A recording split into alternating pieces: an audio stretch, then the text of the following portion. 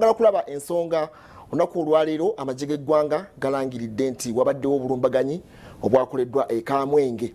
Abantu basatu battiddwa ku lunaku olwa Ssekukkulu ekiro ekikesezza olwaleero. Era mu mbeera eno omuduumizi w'eggye ly'eggwanga ow'oku ntikko Richard General Yoweri Kaguta Museveni alagidde bunnambiro badde bawandiike abajaasi oba abasirikale b'oku byalo amanyiddwa nga LDU okuma ebitundu ebyo ebya Lwenzooli n'okutangira ate obulumbaganyi bw'akabinja ako aka ADF. Katulabe munafu omugezi w'eggye ly'eggwanga Brigadier Felix Kulaije ng'agenda mu maaso okukatiriza ku nsonga eno. Eggye lya Uganda likakasizza nga akabinja kabayekera ba Allied Democratic Forces ADF bwe bassa abantu basatu e Kamwenge mu kiro ekikesezza olunaku olwaleero. Omwogezi wa UPDF Brigadier Felix Kulaije yakakasizza amawulire gano ng'agamba nti omuyiggo gwatandise dda okusobola okulaba nga bakwata abampembe bano. Nsaba mbategeeze nti ekiro ekyakesezza olwaleero abatujju ba ADF nate balumbye ekyalo mu Kamwenge gye badde banoonyeza emmere oba ekyokulya gye basangidde omukadde ne bazzukulu be babiri ne babatta era babookedde mu nnyumba yaabwe ekyomukisa omubi balusuddemu akaba.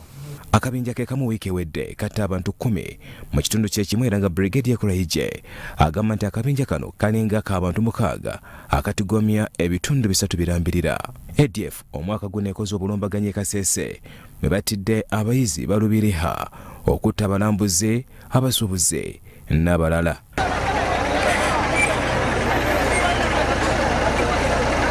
Mu mbeera eno omuduumizi w'eggye ly'eggwanga lya Uganda w'oku ntikko era nga mukulembeze w'eggwanga General Yoweri Kaguta Museveni alagidde okuwandiisa aba LDU 124 mu disitulikiti z'e Lwenzooli okukwatizaako UPDF okulaba nga balwanisa abakambwe ba ADF.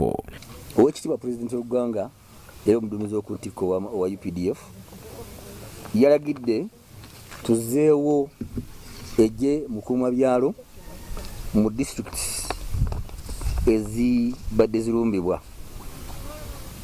N'olwekyo UPDF erangirira okukunga n'okuwandiika eggye kuumabyalo mu disitulikiti ez'e Kamwenge, Kitagwenda, Bunyangabu, Kyenjojo ne Kasese.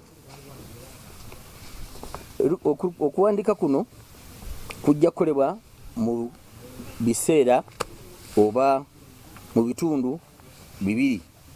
Brigadier Kulaije ategeezezza nti okuwandiisa ekibinja ekisooka mu Kamwenge, Kitagwenda ne Bunyangabo kutandika olunaku olw'enkya.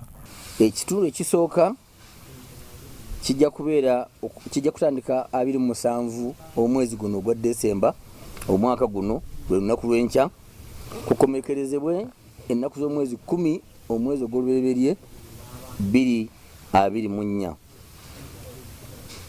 Okuwandika kuno kujja kukolebwa nga bwe njogedde mu phases 2. Phase esooka ejja kubeera Kyenjojo, Kyegegwa,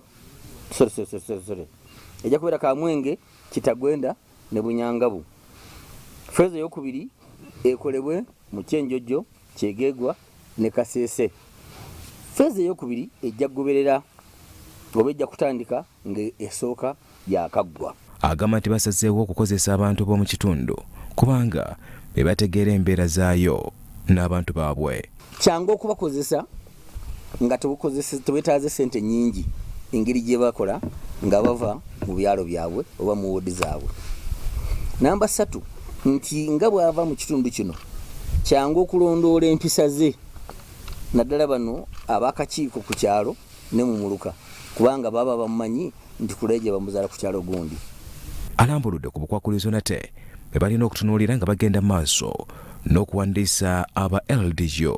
Nti omuntu azze ate okubeera Munnayuganda ng'omutuuze wa Uganda ate okubanga yeeyagalidde okuyingira eggye kuumabyalo ateeka okuba nga omubiri gwe mulamu n'obwongo bwe bulamu. Bateeka okubeera abantu abakulu okuva emyaka 18 okutuusa emyaka 45. Obusomi bwabwe oba okusoma kwabwe kujja kuba nga tusinziira ku P7 oba primary ey'omusanvu okudda waggulu. Bateekwa okujja n'ebbaluwa eziteekeddwako omukono ssentebe w'ekyalo n'omuwandiisi w'ebyokwerinda mu kyalo ekyo mwava. Bya Muhammad Wamala ne Wanduro Bone, Salt TV, Omunnyo.